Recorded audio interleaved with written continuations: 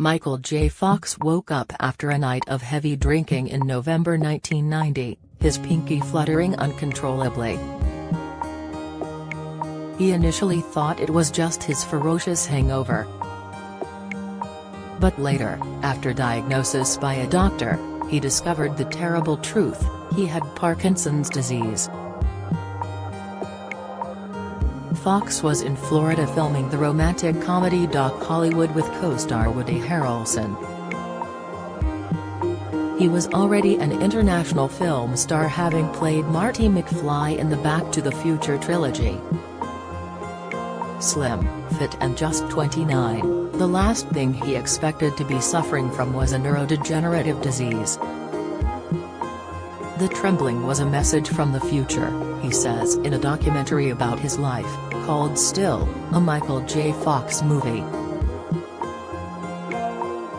I was in my late 20s. How could I possibly have this old person's disease? I clung to fantasies of escape, that somehow my diagnosis would turn out to be a mistake. At first he attempted to disguise the ailment from his legions of fans. I never gave a thought of sharing my diagnosis with anyone, he explains in the film. I had work to do. I intended to carry on as though none of this was actually happening to me. Born in Alberta, Canada, in 1961, Fox first rose to fame through his portrayal of Alex P. Keaton in the TV sitcom Family Ties, the first film in the Back to the Future franchise, in which he played a teenager transported back in time to the 1950s, established him as a global star. There followed a string of successful movies, including Teen Wolf, The Secret of My Success, Casualties of War, and Bright Lights, Big City. When he was formally diagnosed with Parkinson's, he was at the height of his fame. Seemingly glowing with health, he was good-looking, charming, seldom off the covers of teen magazines. Silently, though, the cruel disease was attacking his brain. To curb the trembling, he started taking dopamine pills. I became a virtuoso in manipulating my drug intake so I would peak at exactly the right time and place, he remembers. The deception worked brilliantly for many years, but away from the bright lights of the film studios he found himself turning to alcohol as a coping mechanism. Nicole Scherzinger risks wardrobe malfunction at King's concert. This inflicted yet more pain on his wife, fellow actor Tracy Pollan, and their young family. I drank to escape my situation, admits the star, now 61. I was sullen and angry. The core of that behavior is fear. I had never been so frightened in my life. I definitely was an alcoholic. As low as alcohol had brought me, abstinence would bring me lower. I could no longer escape myself. For the sake of his family, he tried to stay sober but chose to make films in foreign locations, where he could live his bizarre double life as Hollywood star by day and desperately ill young man at night in his hotel room. Inevitably, strains began to appear in his marriage. Tracy was having a hard time getting to the end of the rope, he confesses in the film. Together they had a son, Sam, born in 1989, twin daughters Aquina and Skylar, born in 1995, and a final daughter, Esme, born in 2001. Don't miss 3 colorful patches on your skin that could indicate diabetes. Latest, am facing the fight of my life, says Frank Bruno. Latest, 104-year-old who enjoys a nightcap shares secrets behind old age. Latest, by 1996, Fox had returned to television, playing the deputy mayor of New York in the sitcom Spin City. But this added to his secret health battles. television schedules meshed better with family life, but the stress of doing a weekly show in front of an audience left my whole left arm trembling, he says. I was popping pills, all the while doing the maths. How long since the last pill? No one outside of the family knew.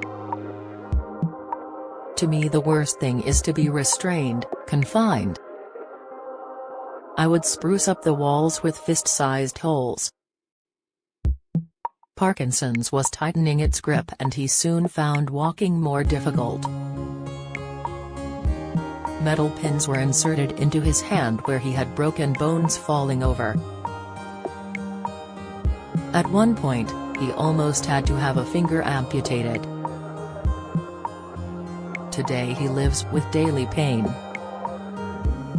In 1998, the strain of living a lie became too much, and he decided to give a press conference where he revealed his condition.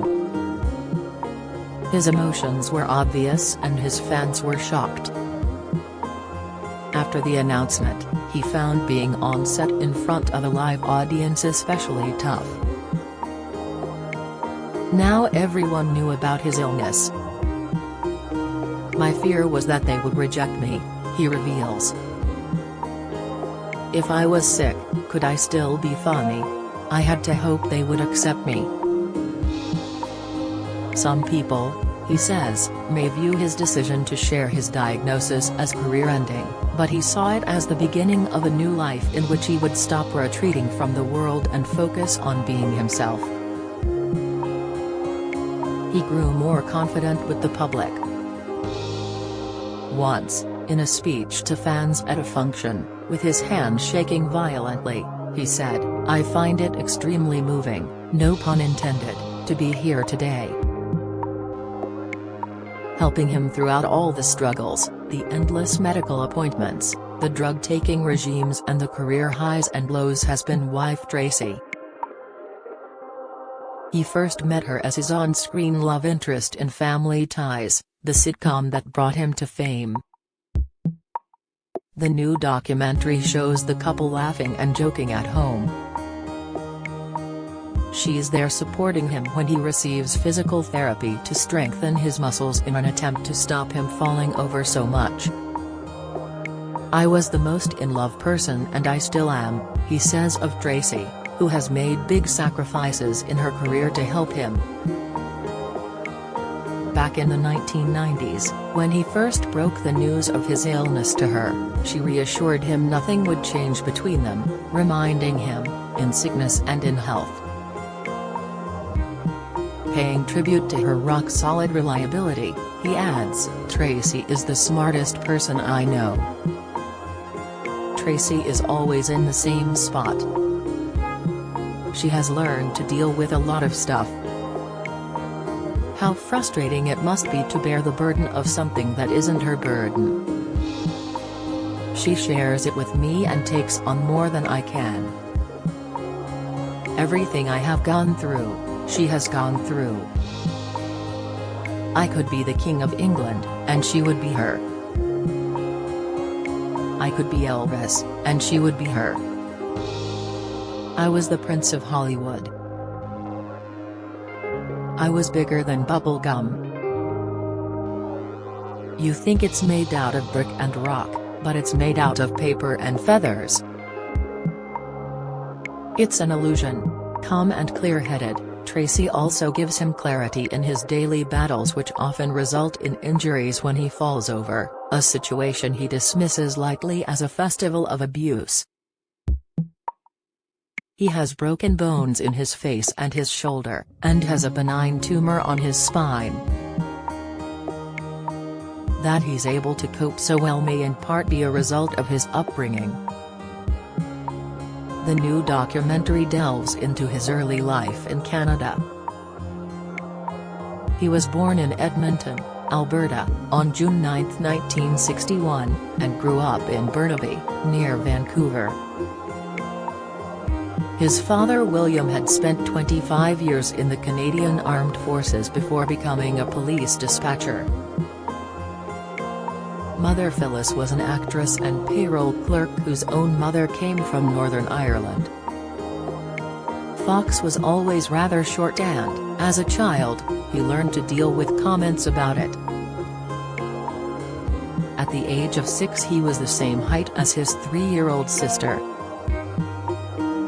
Although academically average, he excelled at drama, joining the Canadian TV series Leo and Me aged just 15. Oddly, he was one of 4 people involved in the program who developed Parkinson's at a young age.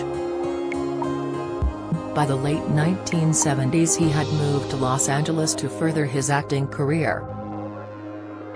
His father told him, "You've got the world by the tail, just hang on." Initially Fox picked up only minor roles, living in a tiny studio apartment in the slums of Beverly Hills, barely earning enough to eat. "In poker terms I still had a chip and a chair," he says of those hard times. "As long as you've got that, you're still in the game." He'd been looking for a break for 3 years before the 1982 role as Alex P. Keaton in Family Ties came up, for which he later won several awards. Despite the fame and fortune, his most satisfying achievement, he says, was forming the Michael J. Fox Foundation, which has raised millions for research into Parkinson's. He won a special Oscar last year for his work combating the disease he sadly predicts will stop him reaching 80. "My world is getting smaller," he concludes in the film. "I love my mind and where it takes me, and I don't want that cut short." As this remarkably candid film shows, however many more years Fox has left to live, he will continue to fight every day with a barrel full of jokes, and an impish, if now slightly lopsided, grin. And Tracy and his children will be there to support him. Still, a Michael J. Fox movie is released in cinemas and on Apple TV+ on Friday.